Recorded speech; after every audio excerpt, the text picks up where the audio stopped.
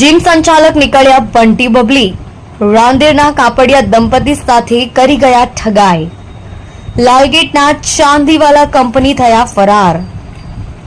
અશાન ધારાને કારણે બંધ કરાયેલું જીમ ચાલુ કરવા આપી હતી ઓફર। વાર્ષિક 10 લાખના નફાની લાલચ આપી રોકાણ પેટે નાણાં પડાવ્યા। જીમનો સામાન સગેવગે કરી દઈ હાથ ઊંચા કરી દેવાયા।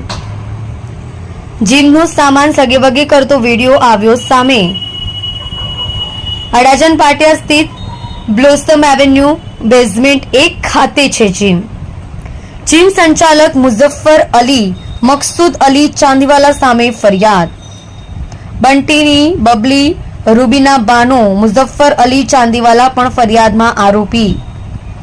રૂપિયા 15 લાખની ઠગાઈ મામલે રાંદેર પોલીસમાં ફરિયાદ।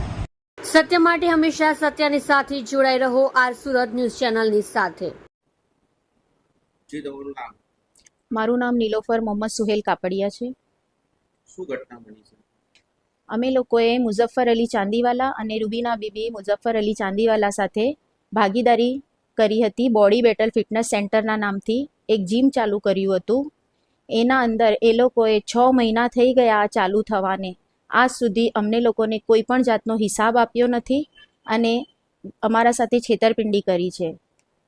તો એ લોકોને ઉપર અમે લોકોએ ચોરીનો, છેતરપિંડીનો અને વિશ્વાસઘાતનો ગુનો નોંધેલ છે। શું ચોરેલું છે અને શું છેતરપિંડી?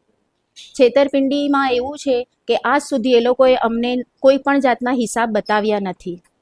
ના અમને લોકોને કેટલી ફીસ આવી છે એ બધું પોતાના એકાઉન્ટમાં છે અને ચોરીના અંદર અમારી જે સહિયારી મિલકત ગણાય, ભાગીદારીની મિલકત ગણાય તે હોવા છતાં એ લોકોએ અંદરથી જીમનો સામાન કાઢી લઈ ગયેલ છે।